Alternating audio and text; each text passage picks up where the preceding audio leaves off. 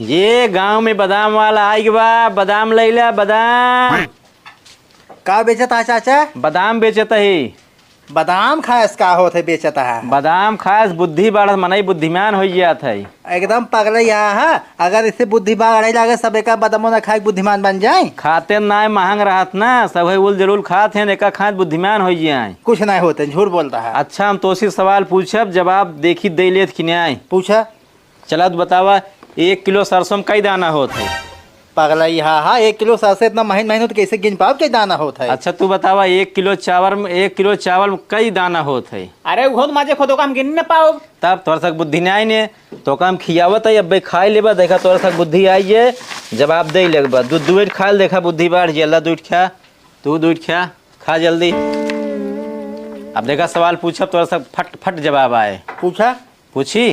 तू बतावा 1 दर्जन केला में कई केला होत है? 12 है। देखा तोहर बुद्धि बढ़ गई ना। तू बतावा 1 हाथे में कई अंगुरी होत है? 5 बताओ। देखे ना बुद्धि बाढ़ तोहरो। दूध खाए इतना बुद्धि बढ़ेगा, ढेर खाबत कितना बुद्धि बढ़े। बहुत सही बताया बाटा, हमें दे कैसे देता है? 500 रुपये का आधा किलो है। भैया किलो ले लेता। 1 किलो दा और ला पकड़ा 1000 रुपया। लावा लावा। हाँ दा। ला उठावा, जाए अंत बेचिए। जा।